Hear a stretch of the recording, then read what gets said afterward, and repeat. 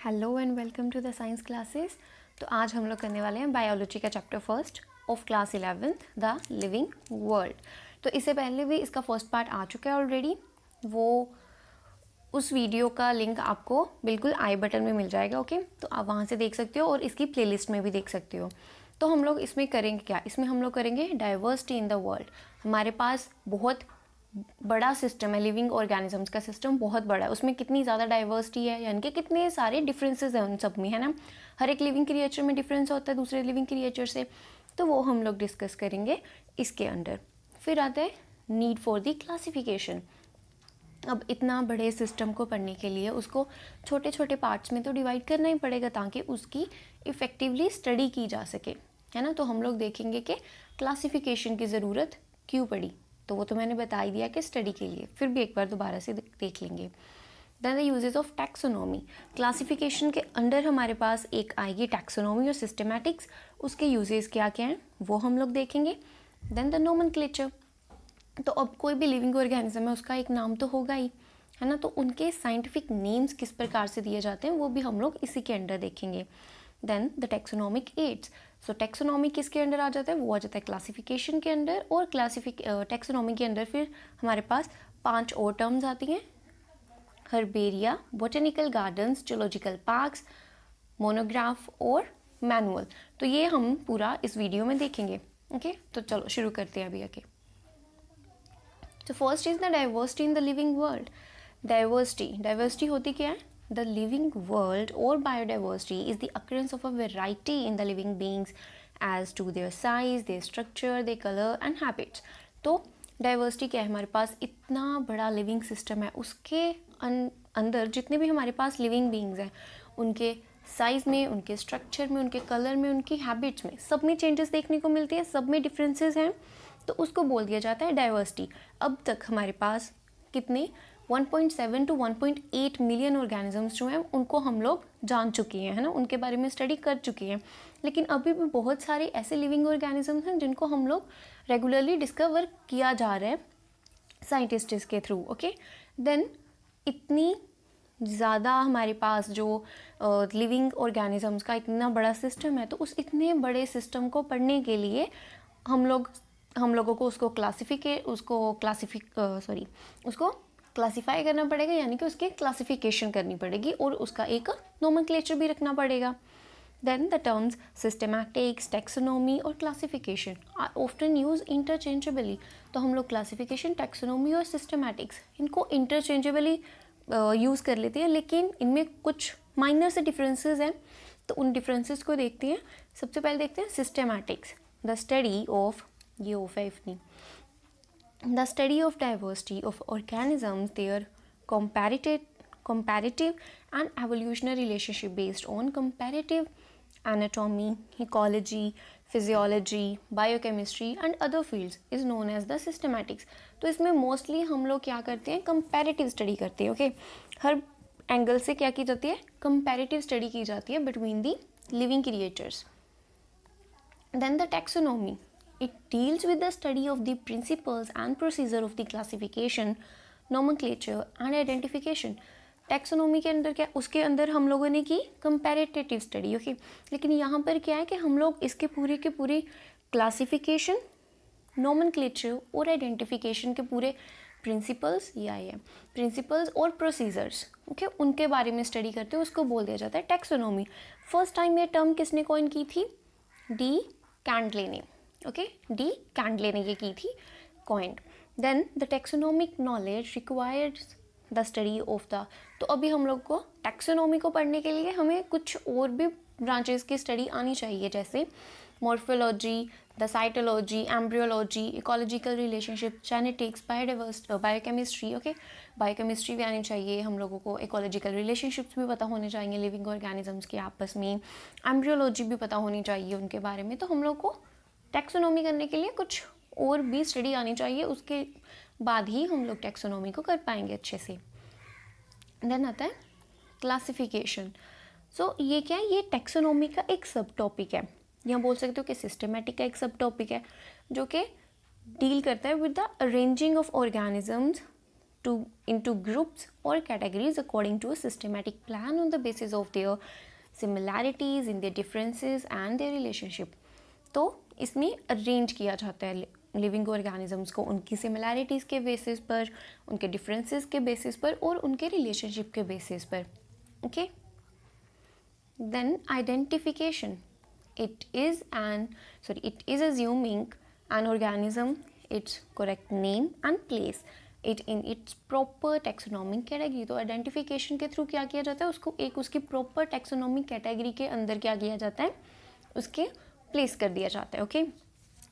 Then अब हम लोग क्लासिफिकेशन. तो क्लासिफिकेशन की ज़रूरत हम लोग को क्यों पड़ी, अगर किसी भी सिस्टम को हम लोगों को उसका लिविंग क्रिएचर्स को उस सिस्टम के अंदर हम लोग को आइडेंटिफाई करना है, उसकी स्टडी करनी है और उसके रिलेशनशिप्स दूसरे लिविंग ऑर्गेनिजम्स के साथ देखनी है, तो हम लोग को उसको क्लासीफाई करना बहुत ज़रूरी हो जाता है. Then the uses of taxonomy. तो टैक्सोनॉमी के यूजेस क्या है हम लोगों के पास, diversity of the living world. तो इतना डाइवर्स है हमारा लिविंग वर्ल्ड, उसमें हम लोग देखते हैं फिर लिविंग ऑर्गेनिजम्स की हैबिटेशन किस तरह की है, उनकी हैबिट्स किस तरह की, उनके कैरेक्टर्स और उनकी अफिनिटीज़ किस तरह की है. Then the evolutionary relationships.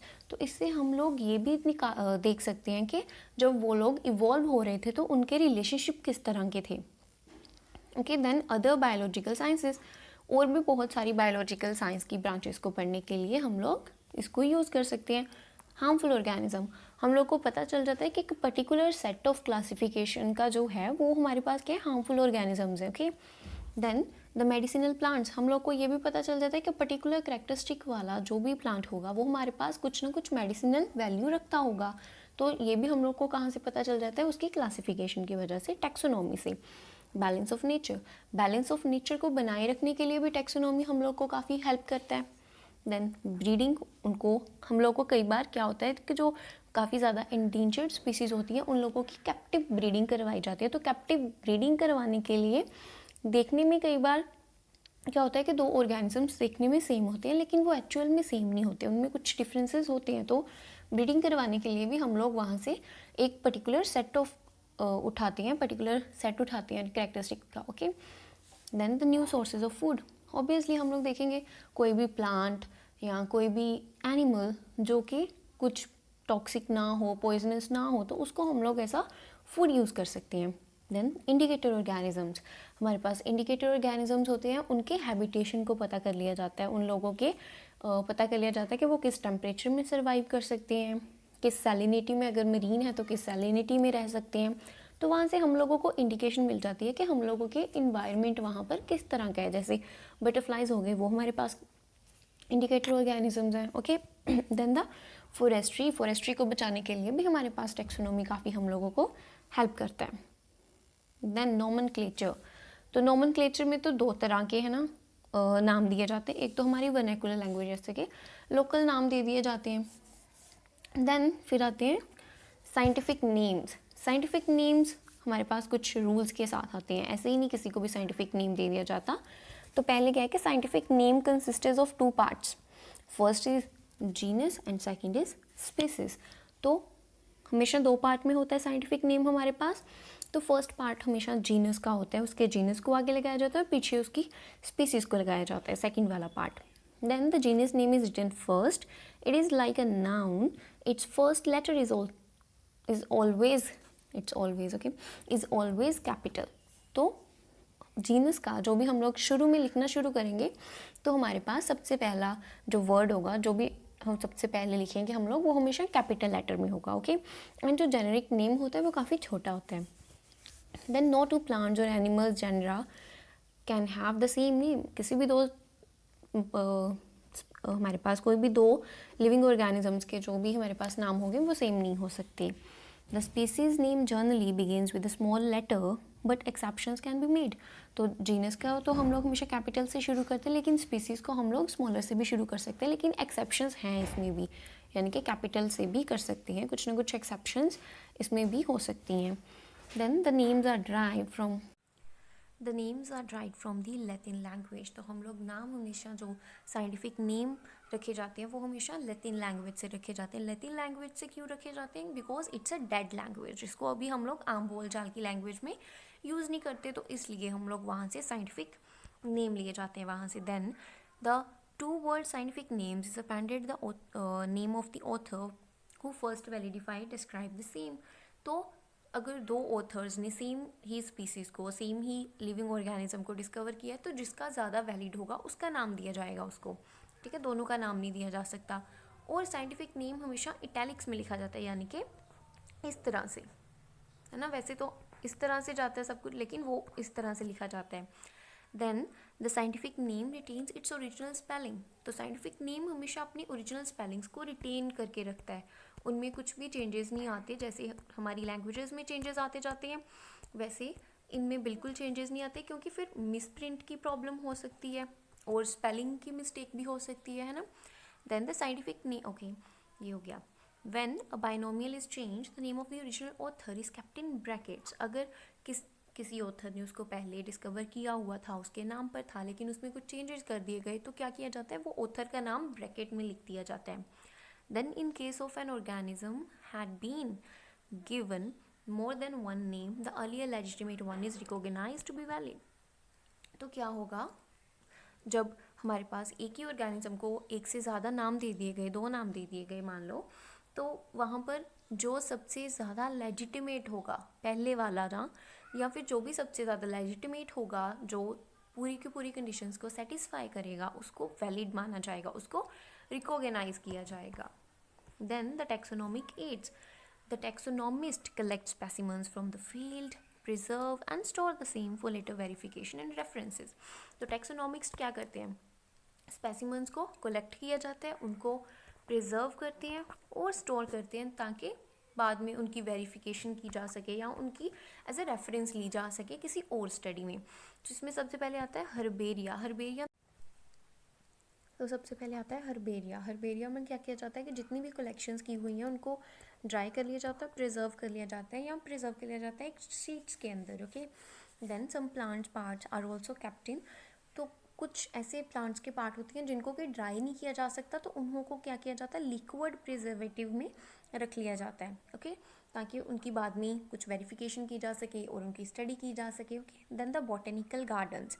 So they are a large size tracts where plants of different types or areas are grown and maintaining for scientific and educational purpose. तो botanical gardens हम लोगों को कॉलेजेस में, स्कूल्स में भी देखने को मिल जाती है. बहुत बड़ा ट्रैक्ट होता है, यहाँ पर खुद से अलग अलग स्पीसीज़ के, है ना, प्लांट्स उगाए जाते हैं और उनको बाद में एजुकेशनल और साइंटिफिक पर्पस के लिए उनकी स्टडी की जाती है.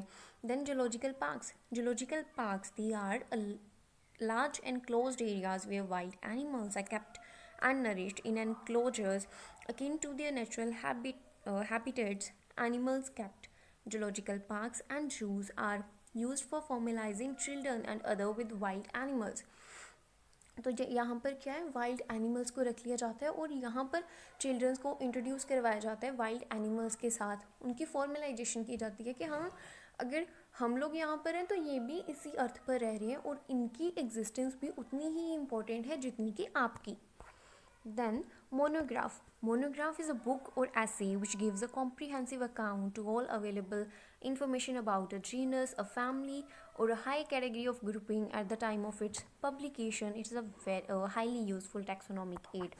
तो इसमें हर एक जीनस की क्या होती है, पूरी उसकी फैमिली की या बहुत हाई कैटेगरी की किसी भी जीनस और फैमिली की पूरी इन्फॉर्मेशन दी जाती है. ओके, ये बोल सकते हो एक ऐसे है या पूरी बुक होगी किसी भी जीनस को लेकर के, और ये बहुत ज़्यादा यूजफुल टैक्सोनॉमिक एड है हमारे पास. Then the manual. It is a handbook providing a complete information about a particular area with all the families, journal species and key of their identification. तो ये एरिया स्पेसिफिक होती है. Okay, ये genus specific थी, ये area specific होती है. इसमें क्या किया जाता है कि बताया जाता है कि पर्टिकुलर एरिया में कौन कौन सी फैमिली, कौन कौन से जीनस और स्पीसीज मिल सकती हैं और उनके कीज़ क्या हैं आइडेंटिफाई करने की उन्हों को. ओके, तो ये हम लोगों ने देख लिया. तो हमारा चैप्टर इसी के साथ कंप्लीट हो जाता है. So thank you so much for watching the video. Like and share the video and please subscribe to the science classes.